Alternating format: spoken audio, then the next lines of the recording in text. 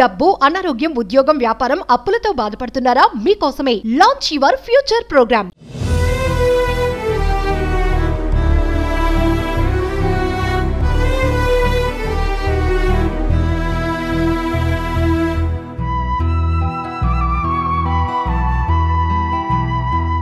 తొమ్మిదో తరగతి చదువుతున్న ఒక 14 ఏళ్ల అమ్మాయి. ఊహ తెలిసినప్పటి నుంచి ఆ అమ్మాయికి తండ్రి తోడలేదు. తల్లే సర్వస్వం, తల్లే ప్రపంచం. కానీ ఒక్కసారిగా ఆ తల్లి స్కూల్కి వెళ్ళి వచ్చే గ్యాప్లోనే కనిపించని లోకాలకు వెళ్ళిపోయింది. మరి ఇప్పుడు ఆ పాప పరిస్థితి ఏంటి?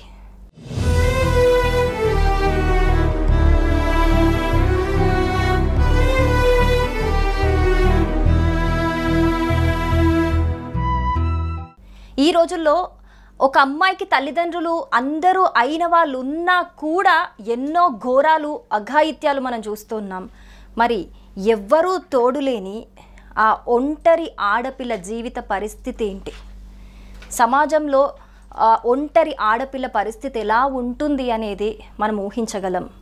అమ్మ వెళ్ళొద్దు అని కడసారిగా చూస్తూ కూడా ఏమీ మాట్లాడలేక ఉండిపోయింది ఆ అమ్మాయే, అరణ్య. ప్రముఖ టీవీ యాంకర్ స్వేచ్ఛ ఆత్మహత్య చేసుకున్న విషయం మనకు తెలిసిందే. స్వేచ్ఛ యొక్క కూతురు అరణ్య. సో ఎంత స్వేచ్ఛ యొక్క తల్లిదండ్రులు ఉన్నా కూడా, అంటే ఆ అమ్మాయికి వాళ్ళ అమ్మమ్మ తాతయ్య ఉన్నా కూడా ఎవ్వరికి కూడా ఒక కన్న తల్లి లేని లోటునైతే ఒక ఆడపిల్లకి ఎవ్వరూ తీర్చలేరు. అది ఆ అమ్మాయిని చూస్తేనే మనకు అర్థమవుతుంది. నిన్నటి నుంచి ఒక్కసారిగా స్కూల్కి వెళ్ళి తిరిగి వచ్చేలోపు స్కూల్కి డైలీ కౌగిలించుకొని ముద్దిచ్చి మరి రోజు ప్రేమతో పంపే తల్లి వచ్చేసరికి తల్లి లేదు అని తెలిసేసరికి ఆ అమ్మాయి యొక్క మనసు ఎలా ముక్కలైపోయి ఉంటుంది, ఎంత షాక్కి గురై ఉంటుంది, అసలు ఆ అమ్మాయి మెంటల్ స్టేటస్ ఏంటి అనేది మనం ఒక్కసారి ఊహించుకుంటే నిజంగా ప్రతి ఒక్కరికి కూడా కళ్ళెంబటి నీళ్ళు వస్తాయి. ఆ సిచ్యువేషన్ నిజంగా ఏ ఆడపిల్లకి రాకూడదు. అలాంటి పరిస్థితుల్లో నిజంగా ఆ అమ్మాయి మాటలు రాకుండా ఎవ్వరు ఏమడిగినా కూడా ఇక తల్లి లేదు అనేది జీర్ణించుకోలేక సైలెంట్గా అయిపోయింది. అలాంటి సీన్స్ మనం చూస్తున్నాము.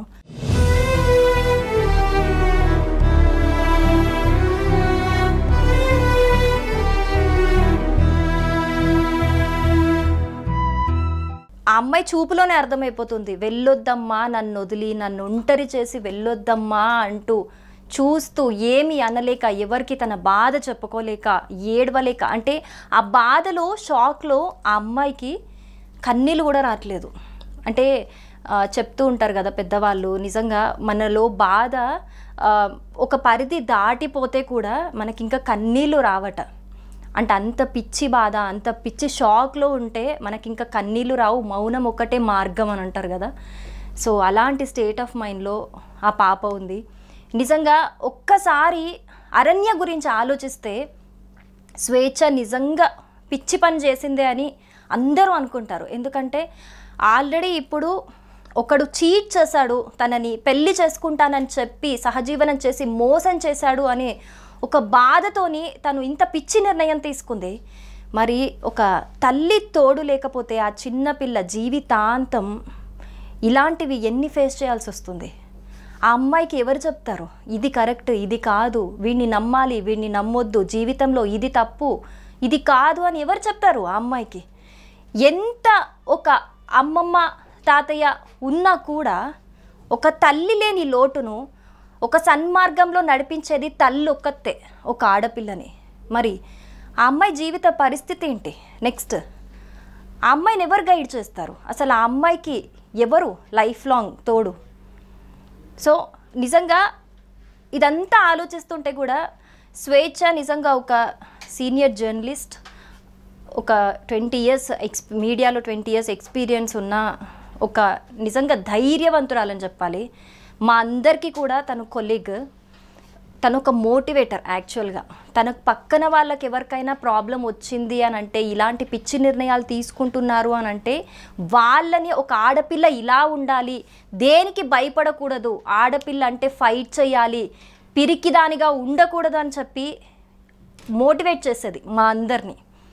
అలాంటి ధైర్యం ఉన్న ఒక ఆడపిల్ల కన్న కూతురు గురించి కూడా ఆలోచించకుండా ఫ్యూచర్లో తన భవిష్యత్తు ఏంటి, తను కూడా నాలాంటి ప్రాబ్లమ్స్ ఫేస్ చేయాల్సి వస్తుందేమో నేను లేకపోతే అనే ఒక ఆలోచన కూడా లేకుండా విచక్షణ రహితంగా అసలు ఇలాంటి డెసిజన్ తీసుకోవడం ఏంటి అని చెప్పి నిజంగా సహోద్యోగులు, ఆమెతో పనిచేసిన వాళ్ళు, మేమందరం కూడా ఆలోచించేది అరణ్య గురించే. నిజంగా అరణ్యం చూస్తే జాలి అన్నారు దాన్ని, ఇంకా అంతకు మించి ఏదైనా పదం ఉంటే అది వాడచ్చేమో. అలాంటి ఒక నిజంగా అరణ్యం చూస్తుంటే స్వేచ్ఛ లేదు అనే దానికంటే కూడా అసలు అరణ్య భవిష్యత్తు ఏంటి అనే ఒక ప్రశ్నే అందరి మదిలో వెంటాడుతుందనే చెప్పుకోవాలి.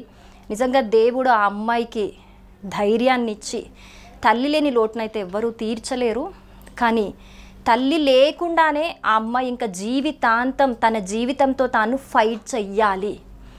అండ్ ఒక్కసారి స్కూల్ నుంచి రాగానే తల్లి డోర్ తీయకుండా అలా బద్దలు కొట్టిన తర్వాత ఒక్కసారి హ్యాంగ్ చేసుకున్న చూశాక ఆ అమ్మాయి ఒక్కటే వాడికి ఫోన్ చేసి తిట్టిందట. ఎవరైతే మోసం చేశాడో అతనికి ఫోన్ చేసి తిట్టిందట, నీ వల్లే నా తల్లి ఈరోజు ఇలా చేసుకుంది అని చెప్పేసి. ఒక్కసారి ఆలోచిద్దాం, అసలు ఆ ఆడపిల్ల యొక్క బాధ ఎలా ఉంటుంది. ఇంకెవరున్నారు ఆ అమ్మాయికి ప్రపంచంలో? తల్లి ఒకతే ప్రపంచం. పొద్దున లేచింది మొదలు రాత్రి వరకు కష్టం వచ్చినా, నష్టం వచ్చినా, ఎంజాయ్మెంట్ అయినా, ఏదైనా తల్లితోనే షేర్ చేసుకునేది. మరి అలాంటి ఒక ఆడపిల్లకి సడన్గా ఒకరోజు ఇంటికి వచ్చేసరికి తల్లి లేదు అనే ఒక ఆలోచనే నిజంగా షాక్కి గురి చేస్తుంది. ఇంకా ఫ్యూచర్ ఏంటో అర్థం కాదు, లైఫ్ అంతా క్వశ్చన్ మార్క్ అయిపోతుంది. ఒక్కసారి నిజంగా తన సిచ్యువేషన్ తలుచుకుంటే స్వేచ్ఛ లేదు అనే దానికంటే కూడా అరణ్య జీవితం ఏంటి, అరణ్య భవిష్యత్తు ఏంటి అనే ఒక ప్రశ్నే అందరినీ నిజంగా బాధ పెడుతుంది. నిజంగా ఒక్కసారి తల్లి దగ్గర కూర్చొని తను ఒక కన్ఫ్యూజన్ మైండ్లో ఉండి అసలు ఏంటి, అమ్మ ఉందా లేదా, అమ్మ లేదు అనే నిజాన్ని కూడా తను నమ్మలేకపోతుంది. అలాంటి ఒక భావోద్వేగంతో తను డెడ్ బాడీ దగ్గర కూర్చున్న దృశ్యాలు చూస్తుంటే నిజంగా కంటతడి పెట్టలేకుండా ఉండలేకపోతున్నాం. ఇప్పటికైనా అరణ్యకి జీర్ణించుకొని అరణ్య నిజంగా అందులో నుంచి బయటకు వచ్చి ధైర్యంగా తన జీవితాన్ని ముందుకు సాగించాలి, తన జీవితం బాగుండాలి. ఆ దేవుడు ఆ అమ్మాయిని చల్లగా చూడాలని మనస్ఫూర్తిగా కోరుకుందాం.